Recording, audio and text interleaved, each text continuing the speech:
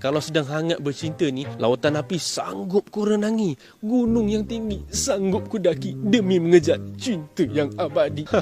Kecoh tau dekat media sosial kisah percintaan YB Syed Saddiq dan juga Bella Astila. Sampaikan pelbagai spekulasi timbul. Ada yang kata gimmick, ada yang kata macam betul ke mereka ni bercinta?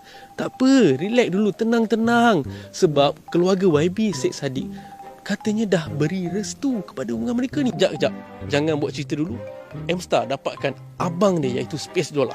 Nak tanya, betul ke mereka ni bercinta?